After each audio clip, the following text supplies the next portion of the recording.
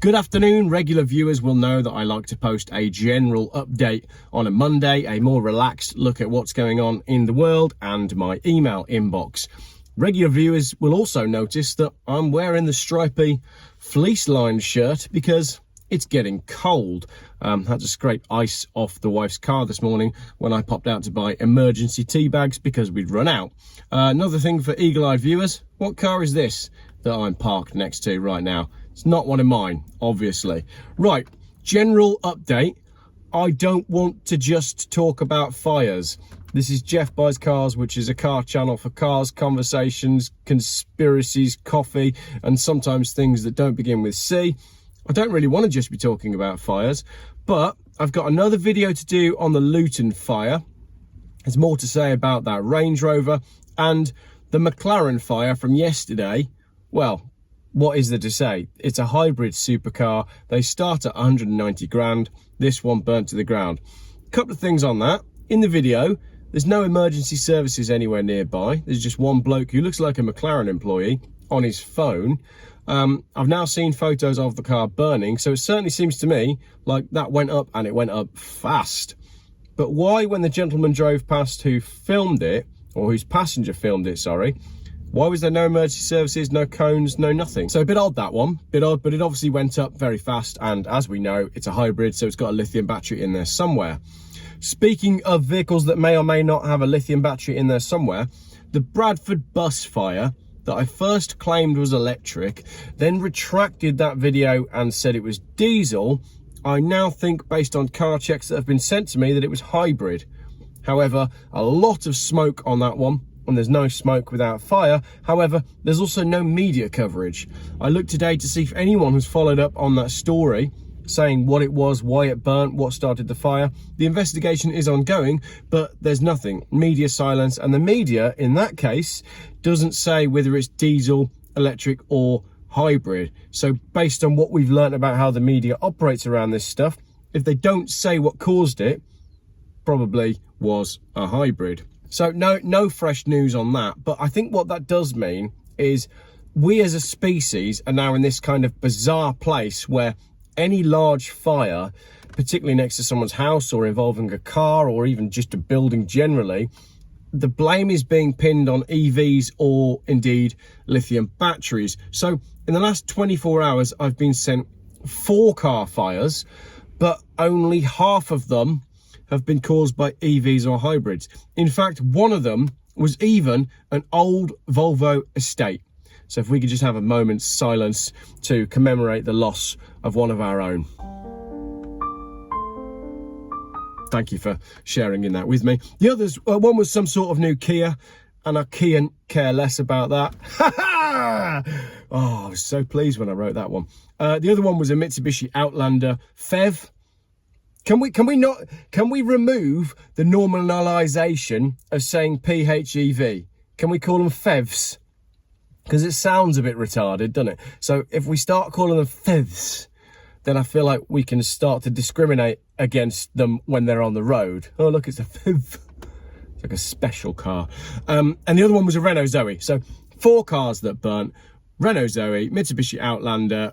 One was a Kia that I can't care less about, and the other one was a Volvo, and we've all given a minute's silence for that. So that's fires. Let's have an email what I got sent. Hi Geoff, as a former firefighter, amongst other trade caps that I've worn in my past, this business of EV battery safety has certainly caught my attention, but unfortunately not enough to make any government or regulatory body want to get up off their arse and do something about the problem. Personally speaking, I look forward to the day when the whole idea of battery powered transport implodes on itself, with those responsible for its inception being left without a pot to piss in. It is beyond my comprehension as to why members of the public would want to invest their hard-earned cash into a potential time bomb. Indeed, if you were to ask these owners of EVs if they would like to take a free trip on a certain submersible to take a look at the wreck of the Titanic, knowing what they know now, how many of them would accept the offer? Please mark my words and mark them well. There isn't a single government in the Western world who has what it takes to say no to EVs, because someone else is pulling the strings, and it will take a disaster with a large loss of human life brought about by a raging fire accelerated by battery-powered cars before anyone lifts a finger to do anything, and this is scary. Consider, as an example, a train load of passengers and a mix of cars at midpoint in the Channel Tunnel. We've discussed this before on the channel, and it doesn't bear thinking about. Not only would lives be lost and cars, other vehicles destroyed, but the intense heat produced in such an event may well be enough to compromise the structural integrity of the tunnel itself. My second reason for this email is to introduce you to a guy by the name of John Cardigan, a knowledgeable guy in the engineering field, and has his own YouTube channel, which I enjoy casting my eye over from time to time. I also enjoy John Cardigan's videos, as many of you know. Having personally spent 20 years living and working in Australia, I can easily relate to what this guy is trying to warn people of when it comes to motor vehicles. But in this case, it's also directed at those responsible for the less than truthful claims made about their product and for reasons that will not be understood by EV worshippers, or evangelists, as McMaster would say. Please take a look for yourself and see what you think. Is a plug-in hybrid PHEV PHEV really ready for the Australian outback? Is John Cardigan's YouTube video. Thanks for keeping us informed about these jokers. So yeah, we have a few voices of reason who are trying to deal with these situations with natural human logic. And I think when the media is pinning the blame on one thing and then moving on quite quickly, it's quite important that there are people who don't want to let it go and who want to find answers to some key questions, like why were there no sprinklers, why did the fire extinguishers not work, on the back of why did the fire start in the first place. Lots of questions, but I'll deal with some of that in my next Range Rover video. Now, car stuff. Tell you what excited me this morning, now that the channel is moving slightly away from car stuff, driving the kids to school, coming at us in the opposite direction was, I knew it was some sort of like McLaren, and my lad loves McLaren, so I said to him, look, it's a McLaren. And as it got closer, I realised it wasn't a McLaren. It was actually, well, I didn't know.